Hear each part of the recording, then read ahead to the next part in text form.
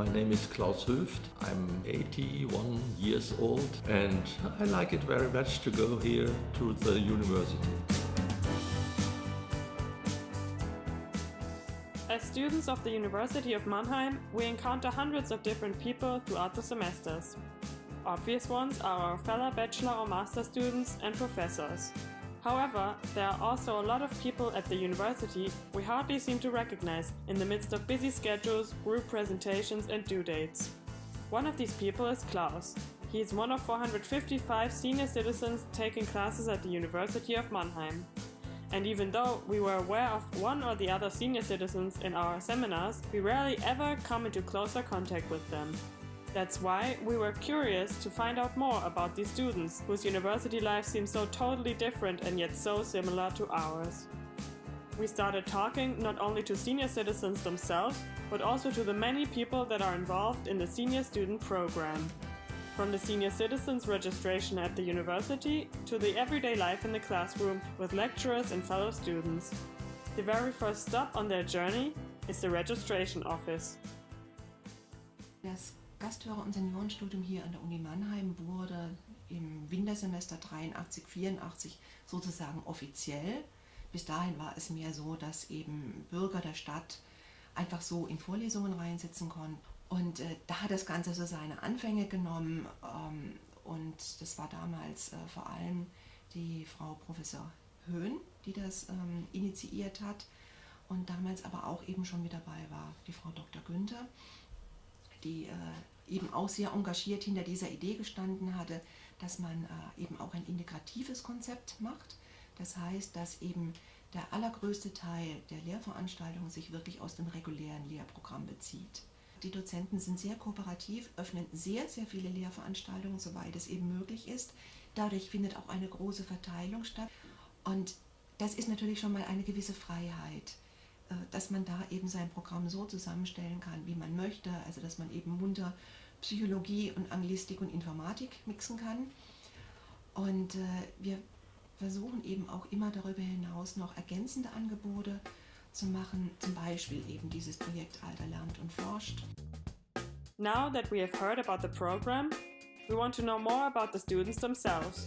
Who are they and where do we find them at the university? My name is Klaus Höft. I live, I think, for 50 years in Mannheim and I'm 81 years old. And I like it very much to go here to the seniors students program of the university. Well, my name is Paul Greenwood. As you can probably hear, I'm British. I'm 70 and I'm studying a whole variety of things. Vom Alter her bewegen sich unsere Teilnehmer, jetzt mal ganz grob gesagt, irgendwo zwischen 18 Jahren und 90 Jahren, wobei der Peak natürlich absolut bei den Senioren liegt. Irgendwo im Bereich zwischen 55 plus und 80 und der Durchschnitt ist im Moment bei 67 Lebensjahren. Das sind immer noch überwiegend Männer. Und inzwischen haben wir immerhin so rund 41% Frauen. Geschichte ist sehr, sehr begehrt, aber auch Philosophie, Germanistik, Psychologie. In den Anfängen war es ganz oft, dass die Leute einfach sehr, sehr dankbar waren, dass sie jetzt endlich nach ihrem Arbeitsleben doch noch irgendwie die Chance hatten, an die Uni zu kommen und eben etwas zu studieren. Da gab es also sehr viele Karrieren, die nie stattgefunden haben, einfach weil es die Rahmenbedingungen nicht erlaubt hatten. Und da war ein ganz großer Nachholbedarf, also wirklich auch Lebensträume, die sich die Menschen dann erfüllt haben, nachdem das Berufsleben vorbei war. Das war also so die frühe Motivation. Heutzutage ist es anders. Also die Generation, die noch diese Kriegsnachwirkungen hatte und da was ausgleichen wollte, die ist jetzt so langsam, klingt jetzt so langsam ab. Jetzt hat man mehr Menschen, die Kontakt suchen, die interessiert an wissenschaftlichen Fragestellungen sind, die also eigentlich, sagen wir mal, nicht einrosten wollen. So kann man es auf eine Formel bringen. Und zwar sowohl im Denken als auch im gesellschaftlichen Kontext. So while university is sometimes an obligation for our students, we wondered why senior citizens are returning to class. What are their individual stories and motivations? I'm studying a whole variety of things, but mainly courses which are related to English literature in the English Anglistic department. I studied, a long time ago in my youth in England. What I mainly studied there was law and philosophy. And I then went on to study in Oxford University. I studied philosophy. And then I decided to qualify as a lawyer.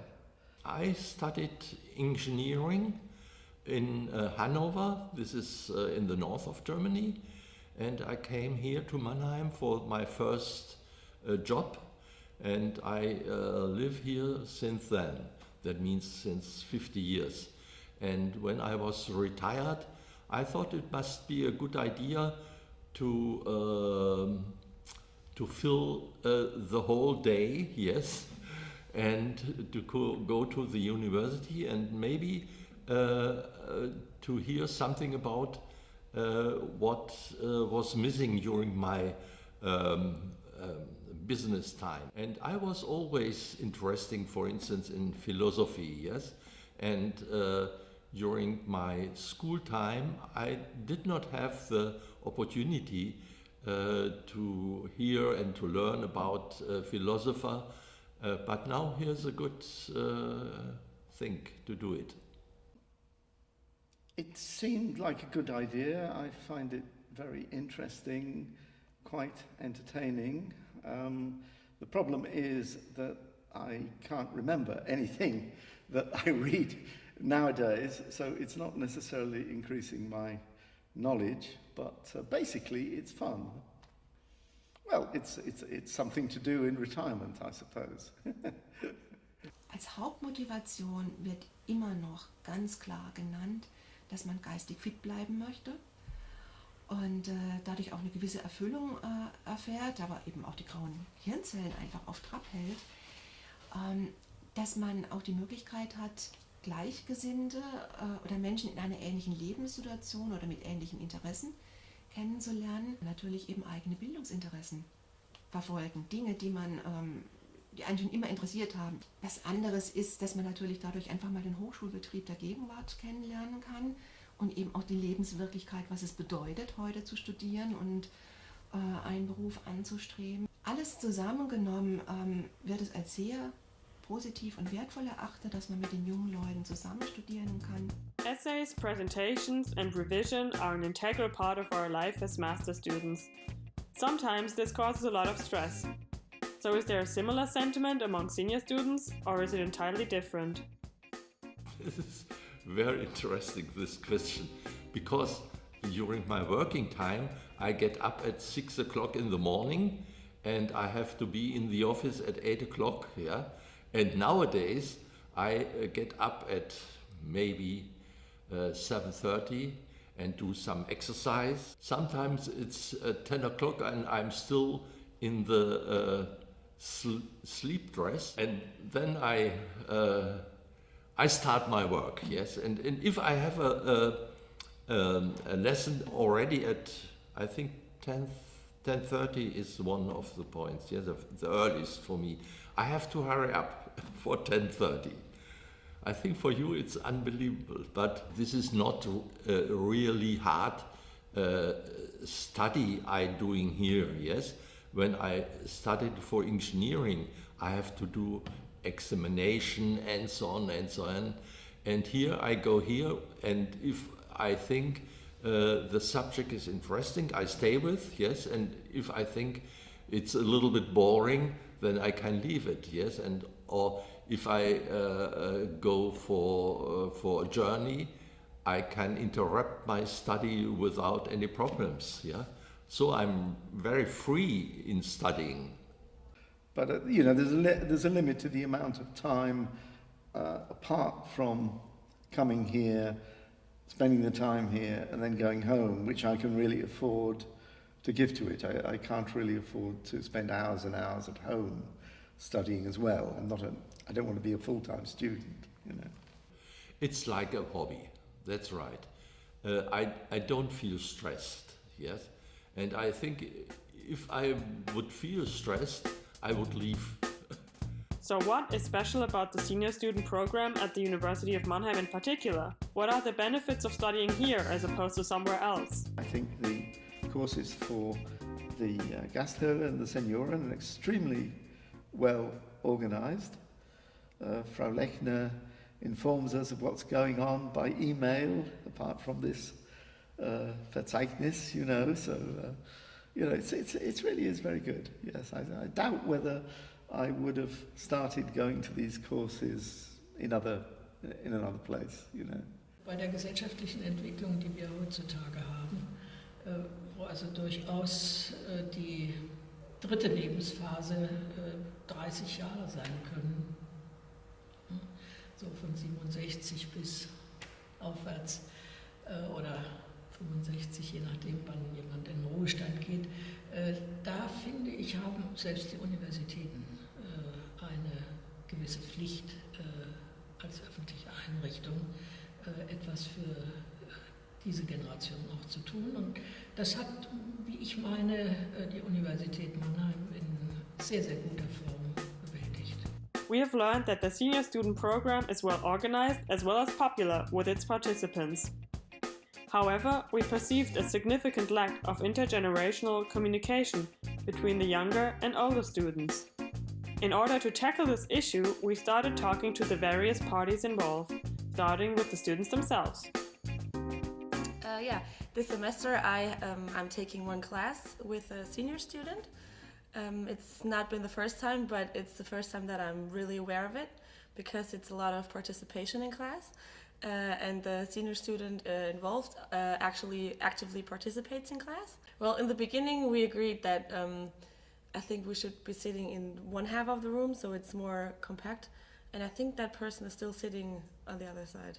But I don't know why. I mean, I wouldn't have a problem sitting next to him, but maybe they feel a little, or they're more cautious or they don't feel like they belong because of the age difference.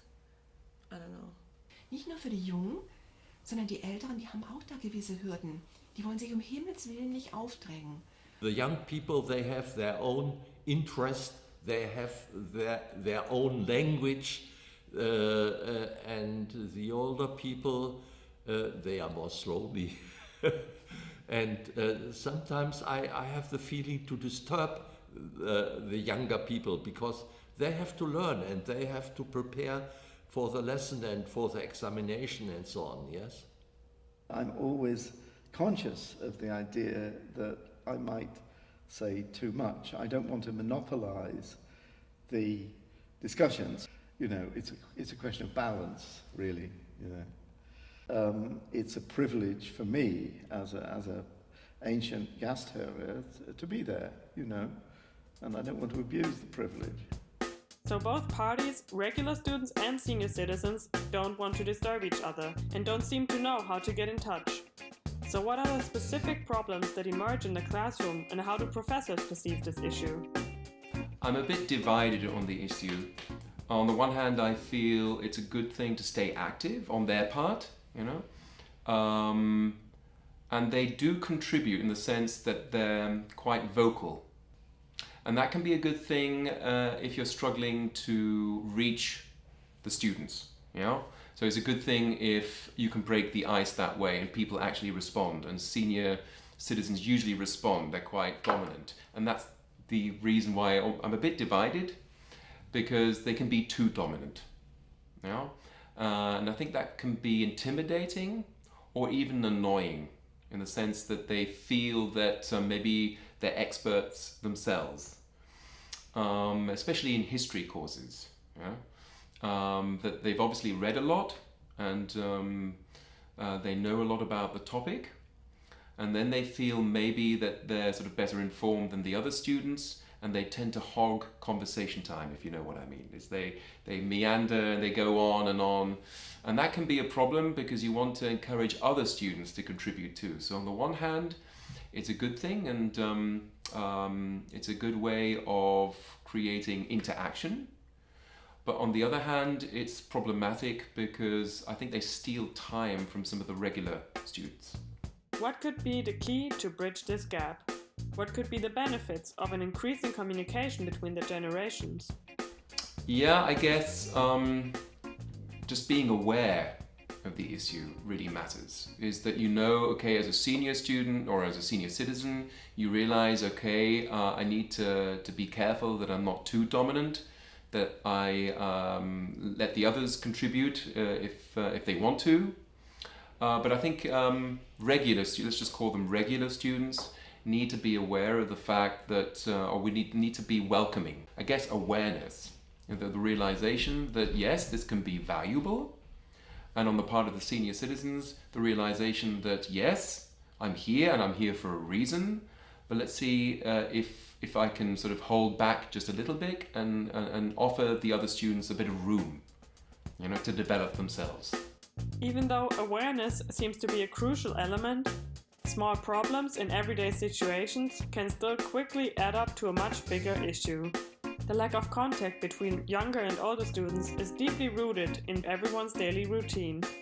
Also bei der passiven Gruppe, bitte nicht verallgemeinern, würde ich sagen, da besteht eigentlich der Kontakt nur untereinander. Die halten sich mal den Stuhl frei oder solche Sachen. Ja? Aber ein wirklicher Kontakt sowohl zu den Dozenten als auch zu den jungen Studierenden besteht nicht. Seniors, they tend anyway to associate with other seniors. I don't really have any contact with any other young people, you know. I tend to meet a lot of old people like me, actually, rather than younger people. It seems like there's a huge invisible gap between the senior and regular students. So is there a right and productive way to overcome this gap? So I guess it's moving towards each other and finding a common ground. And especially in history courses, I think senior citizens can really contribute a lot. And they have a unique perspective because, of course, you know, they're usually older than regular students, and experience adds a lot. And they can let the other students know, look, this is what I'm worried about, and I'm hoping that you will accept me. Maybe that would be a possibility because you need to bridge that gap. You don't want to turn it into like a generational battle. It should be something inclusive, and the other students profit, you know, or potentially profit, and they need to need an open mind to make that work, and let's not resist, you know. So it's a matter of I guess accepting each other's position and respect.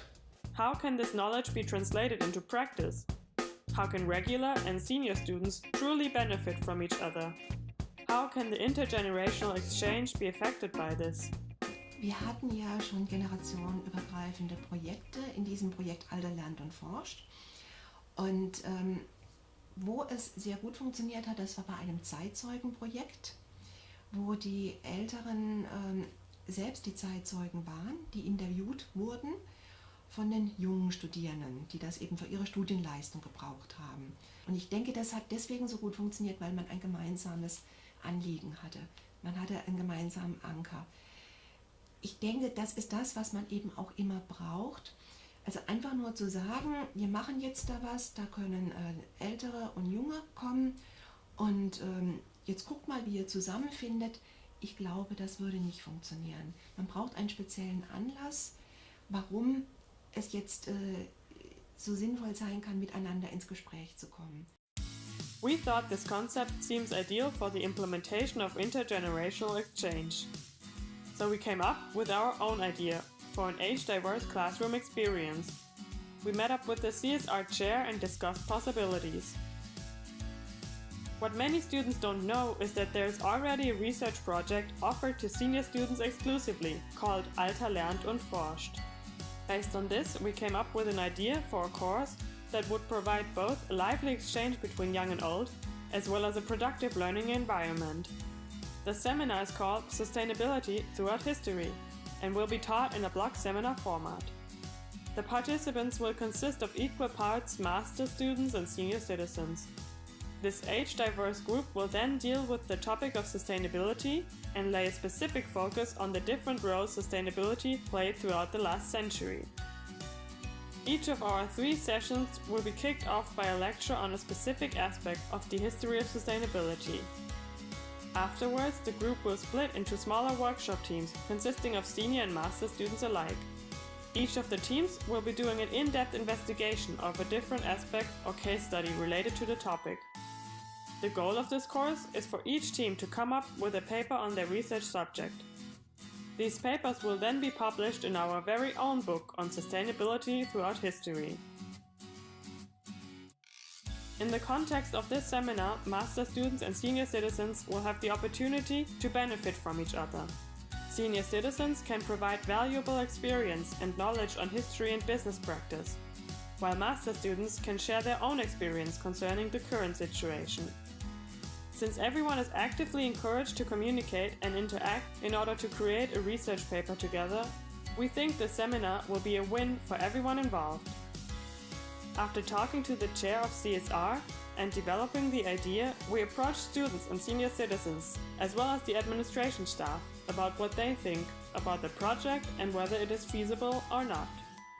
I think that would be really interesting because especially business ethics, where you look at corporations, you can learn a lot from them because they have worked all their lives and they know so many more real life examples than we learn in the classroom. So I think that would be really interesting to talk to someone about the topic who has actually experienced a lot. I meet such projects already, yes, and this was very successful, yes.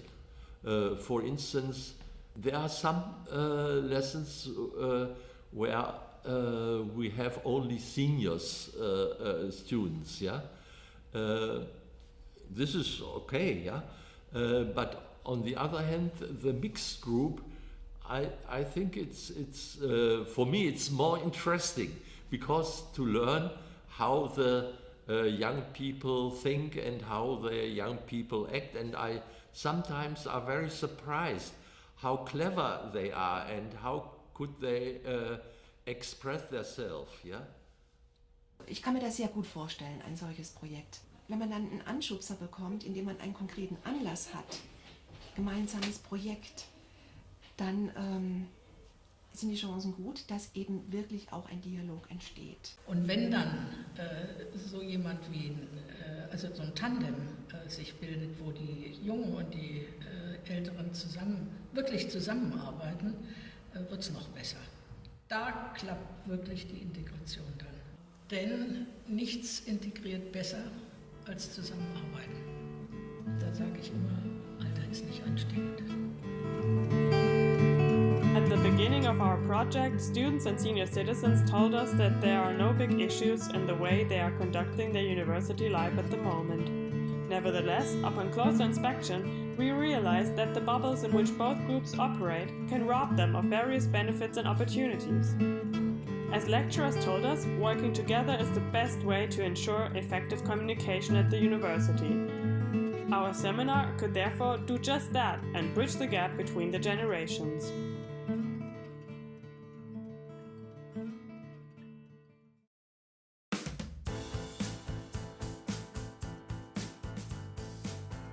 Suddenly, one of the older people said, "Yes, I have been in Angola, but this is not true."